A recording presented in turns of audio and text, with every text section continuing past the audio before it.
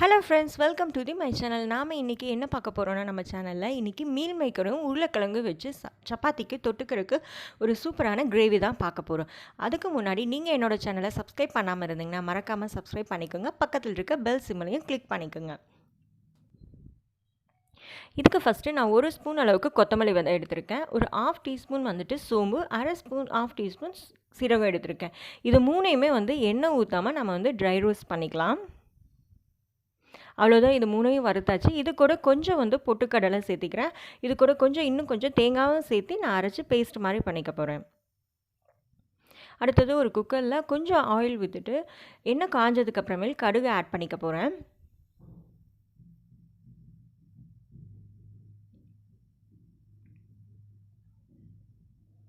கடுகு வெடிச்சோன்னா ஒரு சின்ன அளவுக்கு பட்டை சேர்த்திக்கிறேன்.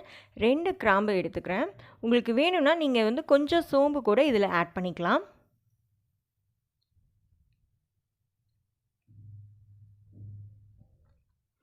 அது கூட 2 கருவேப்பிலையும் ஆட் பண்ணிக்கிறேன்.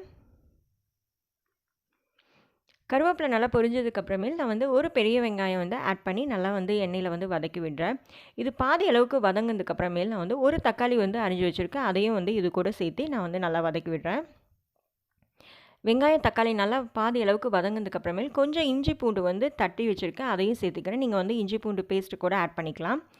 நல்லா அதெல்லாம் வதங்கினதுக்கப்புறமேல் நான் மீல் மேக்கரை ஒரு 10 மினிட்ஸ் நான் நல்லா சுடுதண்ணியில் போட்டு நல்லா புளிஞ்சு வச்சுருக்கேன். அதையும் சேர்த்துக்கிறேன். அது கூட ஒரு உருளைக்கிழங்கு தோலெல்லாம் சீவிட்டு நல்லா சின்ன சின்னதாக கட் பண்ணி வச்சுருக்கேன். அதையும் இதோட ஆட் பண்ணிக்கிறேன். இது நல்லா எண்ணெயில் வணங்கட்டும். ஒரு 1/2 ஸ்பூன் மஞ்சத்தூள், நமக்கு காரத்துக்கு தகுந்த அளவுக்கு நான் வரமிளகாத்தூள் ஆட் பண்ணிக்கிறேன். ஒரு 1/2 ஸ்பூன் அளவுக்கு கரம் மசாலா ஆட் பண்ணிக்கிறேன்.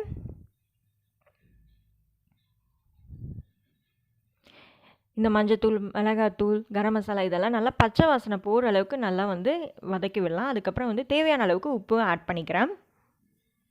இப்போ இந்த ஸ்டேஜில் நான் அரைச்சி வச்சுருக்க பேஸ்ட் ஆட் பண்ணிக்க போகிறேன். அதாவது கொத்தமல்லி, சோம்பு, சீரகம், பொட்டுக்கடலை, தேங்காய் இது 5 சேர்த்து அரைச்சி வச்சேன். இந்த பேஸ்ட்டை ஆட் பண்ணிவிட்டு நம்ம தேவையான அளவுக்கு நான் தண்ணி ஊற்றி, நமக்கு குழம்புக்கு தேவையான அளவுக்கு தண்ணி ஊற்றிக்கலாம். இப்போ குக்கரை மூடி நான் ஒரு 3 விசில் விட போகிறேன். உருளைக்கிழங்கு சீக்கிரமாக தாராளமாகவே வெந்துடும். அதனால் 3 விசிலுக்கு அப்புறம் நம்மளோட கிரேவி ரெடி ஆகிடுச்சு. இப்போ பார்த்திங்கன்னா நல்லா எண்ணெயெல்லாம் பிரிஞ்சு வந்திருக்கு. இப்போ குக்கரை திறந்ததுக்கப்புறம் நான் கொத்தமல்லி தலை தூவி இறக்கிற போகிறேன். அவ்வளோதாங்க, நம்மளோட கிரேவி ரெடி ஆயிடுச்சு. கண்டிப்பாக இந்த ரெசிபியை நீங்கள் வீட்டில் ட்ரை பண்ணி பாருங்கள். என்னோடய சேனல் பிடிச்சிருந்தா மறக்காமல் லைக் பண்ணுங்கள், சப்ஸ்கிரைப் பண்ணுங்கள், பக்கத்தில் இருக்க பெல் சிம்லையும் கிளிக் பண்ணுங்கள். தேங்க்யூ.